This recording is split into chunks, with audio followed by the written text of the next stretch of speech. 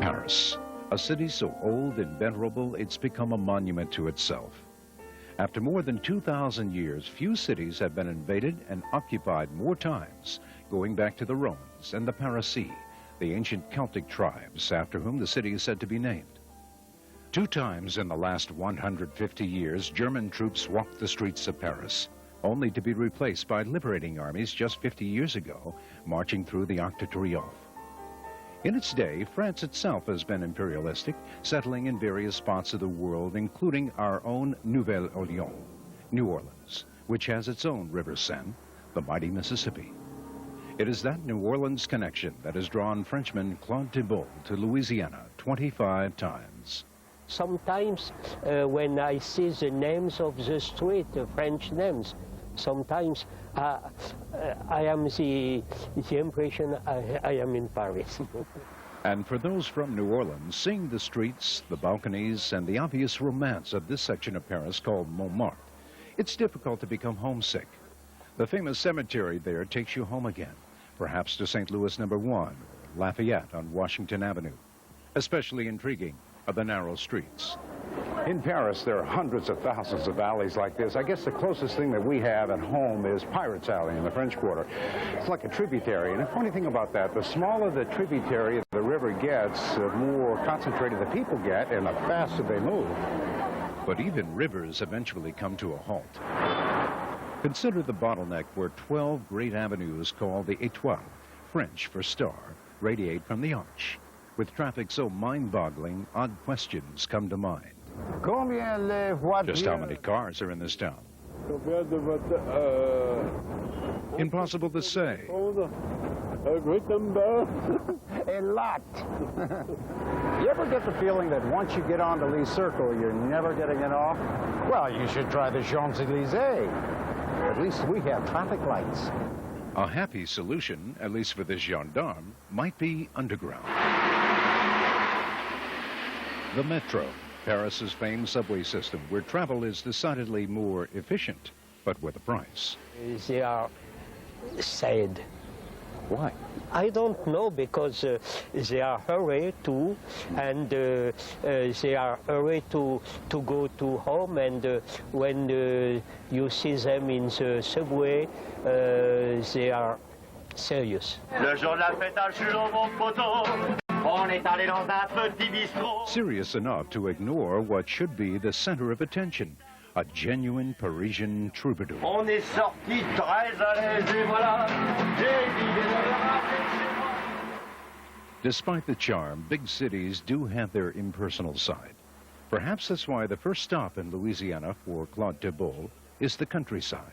Many years ago, I went in a store in Saint-Martinville, and when I asked the price, the lady didn't tell me the price with dollars and cents, but with piastres and sous. Yes, yes. I want to kiss her. Understandable. They were, after all, very French. In Paris, Steve Bellis, Channel 6 News.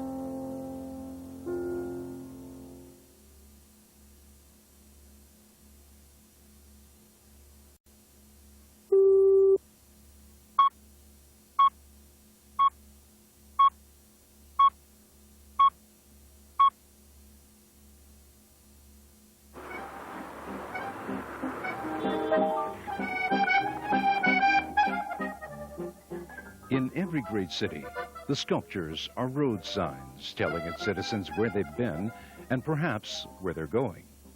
So it is with Napoleon I, that great Corsican who conquered and reorganized France and was eventually exiled. In 1821, New Orleans Mayor Nicholas Girard offered him sanctuary, and it said the Napoleon House on Chartres in St. Louis was built for him, with the cupola serving as lookout for his ship. Days before his departure from St. Helena in the South Atlantic, he died of mysterious circumstances. His death mask is at the Cabildo, site of the signing of the Louisiana Purchase 18 years earlier. And with Louisiana's Napoleonic Code of 1804, there will seemingly always be a connection between our state and France. And as with any monument, there is a story to tell, for without a story, What purpose would it serve? Monsieur, où est le Tour Eiffel? La Tour Eiffel Oui. est dans cette direction-là. From just about any point, the Champs-Élysées or the Place de la Concorde, the Eiffel Tower is hard to miss. 1,006 feet tall, weighing 7,000 tons. Still pretty light, all things considered. It was 2 years in the making, built for the 1889 World's Fair. And like the more recent pyramid at the Louvre, was at first loved by some, reviled by others. Understandable considering amazing structures like the Paris Opera. Still, the tower is the Mademoiselle de Paris. Hundreds of thousands of gallons of Eiffel Tower brown just went on the Tour Eiffel. Here in Paris, a very old city with a knack for staying young, just like us. It's grand. Yes, it is. It's beautiful. Beautiful, I wouldn't say, but it's up to you. Now, why would you not say it's beautiful? Well, as an item in itself, is it beautiful? It's a kind of thing made of metal, and the color is not that beautiful also. But if you remove it from Paris, would Paris be Paris anymore? Same sentiment for the gargoyles of Notre Dame Cathedral, standing guard over Paris since the year 1250, and the backdrop for at least 2 major Hollywood films. Actually, Lon Chaney or Charles Laughton, as the Hunchback of Notre Dame, would have a tough time getting at those gargoyles. There's a lot of scaffolding in the way. There is a lot to preserve in Paris, and one of the best ways, perhaps, is through imitation. Consider the Place de Vosges, remarkably similar to our own Place d'Armes, Jackson Square. The difference is the Paris Square is hundreds of years older, and the one on the horse is Louis XIII, who, like Napoleon, is sculptured in Roman garb, of course. And like our Pontalbas, apartments stand like ramparts flanking the Place de Vosges with shops below. Across the street, you'd think you were looking through the arches of the Cabildo. For tourists, there are always reminders of home, whose beginnings are in Paris, from the Statue of Liberty in the Seine to the Moulin Rouge section, Paris's Bourbon Street. So much to see, and a lot more to misunderstand, from French history to practical everyday life. Half the problem is probably the signs that you don't really know what they mean. Elke Brutzert is from Durango, Colorado. Her 2 companions are inside the Notre Dame on a tour. They're world-class mountain bike racers, in for the Bercy Indoor Invitational. And you just start going somewhere and you realize you're going the wrong way when the gendarme yells at you. And if they turn around and start chasing you, you run away pretty quick. Chances are they'll not be caught. More than likely, they'll be stopped in their tracks by yet another sight to see and to understand.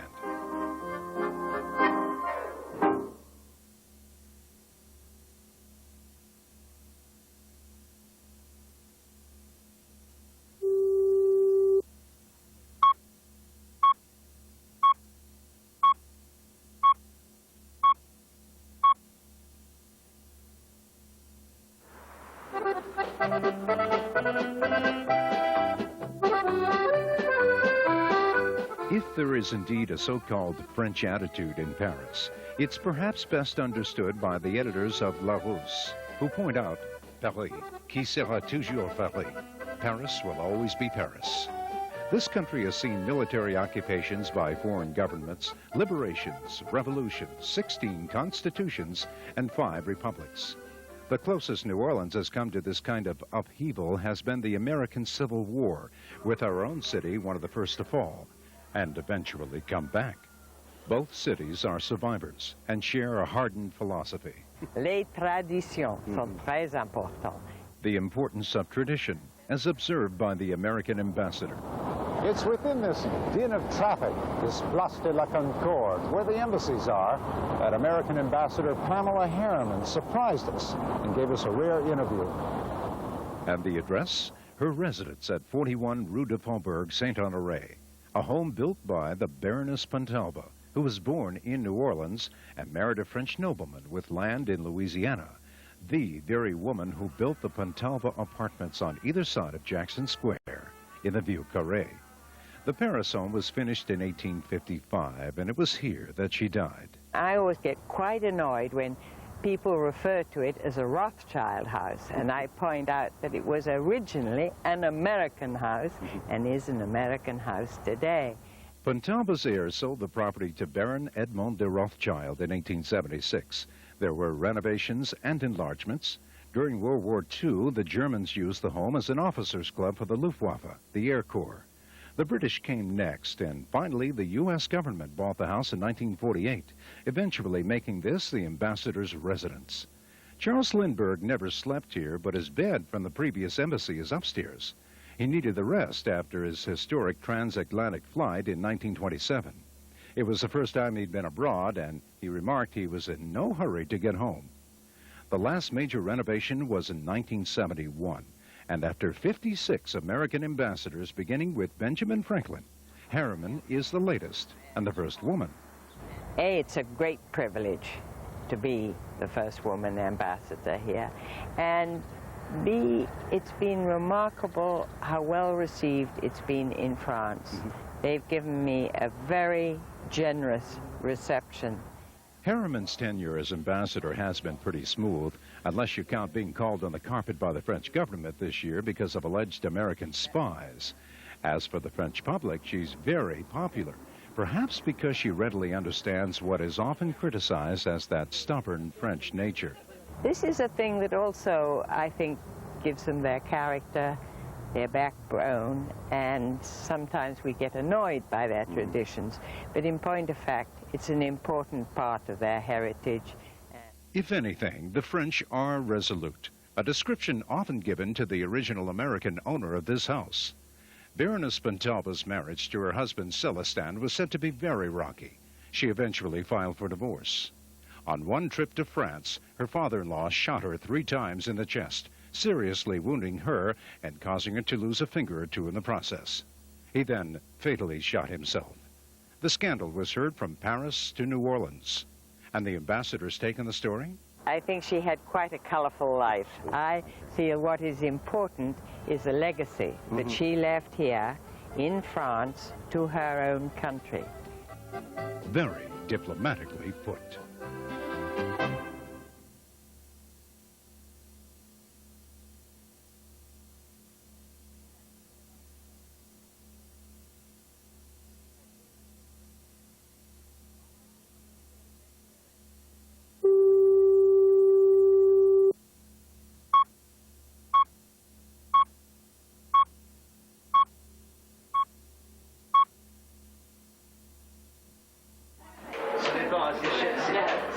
It's the first day of school for these Americans in Paris, and included in this group 2 professionals who make their living with New Orleans cuisine. The Crescent City is, of course, one of the spots in the world for food. I mean, say the words New Orleans and right away you get an appetite. That's often said about our city, right here at the Mecca for cuisine preparation, Le Cordon Bleu, in Paris. First order of business, the required uniform and the mandated logo. They're here for a special course on catering, and they'll need the tools of the trade. You have to rent this here at Le Cordon Bleu. Yes, we rented this. They charge it to our account here, because if we had to bring it from the United States, we would have to check it through customs as dangerous weapon. Time for a serious Mandarin tart. There are 2 absolute monarchs in the pastry kitchen, chefs Pascal Pinault and Laurent Duchesne. Don't mix it too much, just leave some lines. For what we're doing at the moment, we're working as a team. Everybody's doing a special things, and afterward, it's a whole team. We build up the display all together. So everybody give his personal touch to it. Well, it is fun. There's a lot going on at one time, at any one time. Dean Atkinson teaches cuisine at LSU in Baton Rouge. He's in pastry now, but by the afternoon he'll join the others making baguettes, French bread, the hard way. Let's get physical. You're exhausted when you leave here in the afternoon, and you sleep well at night. Judy Anderson's a successful caterer in New Orleans. Most students in this class regularly put 18-hour days in their own businesses back home, but that makes little impression on Chef Pascal. We have only a short time to teach them. Sometimes there are people who are truly not talented. You repeat and explain many times, and sometimes you don't succeed right away, so it takes patience. And afterwards, you think you're actually getting somewhere, bit by bit. The school is demanding, and they say democratic. It's not a secret, but very few people know that Miss Spencer, Lady Di, applied to the school in London. And see how democratic we are. She was put on a waiting list. Her mother's terse reply is still on file. For those who do become students, the first lesson covered hasn't changed since Le Cordon Bleu's founding in 1895. Creativity based on French techniques. For Judy Anderson, her biggest challenge will be when she gets home. How I'm going to translate it to bring it back to New Orleans using indigenous ingredients. And making the knowledge gained here cost-effective. This sugar sculpture by Chef Laurent is definitely labor-intensive, which brings up another important lesson. It shouldn't be as beautiful as it's good, you know? Yeah. So we never forget the taste. In Paris, Steve Bellis, Channel 6 News.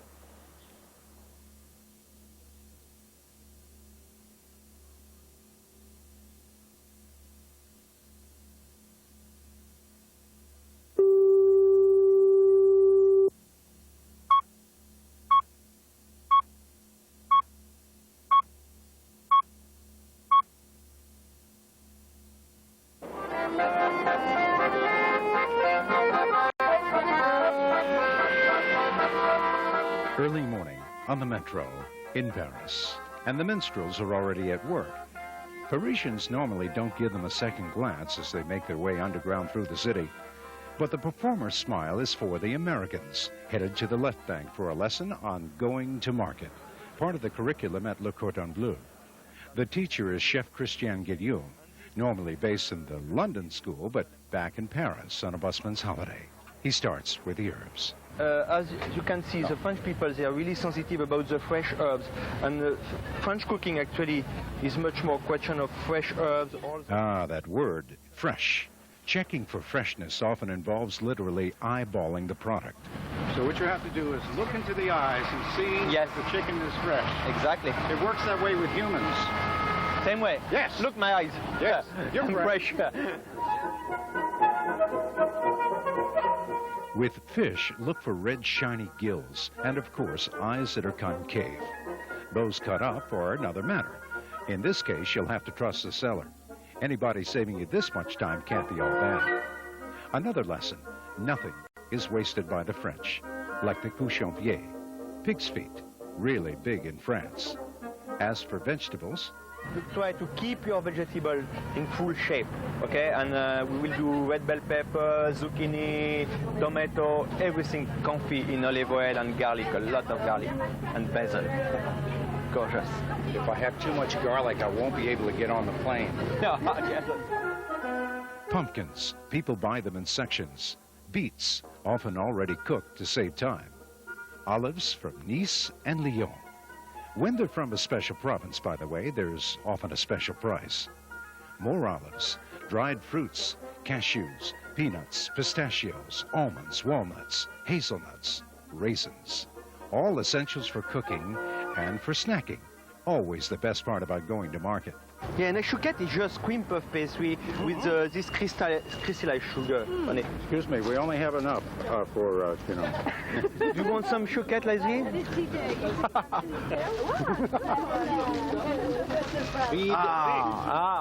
And with this break in the lesson, there's time for Chef to flirt. La boulangère, la plus jolie boulangère de Paris. It's a nice, Speaking professionally, of course, he says she's the prettiest baker in Paris. What's the point in going to a Parisian market if you can't be sociable? But back to business, and the subject of lamb, also bought in sections. Oh, I have a good recipe with the shoulder, just stuffed à la Provençale. You make a nice... Why, who'd have known? I have an idea. Yes. Let's make that tonight. We do. We do this? Yes. Tonight? Yes. Shoulder, like this, stuff, open. You cook. I cook, I will. Okay? Quick, back to Le Cordon Bleu's kitchens before he changes his mind.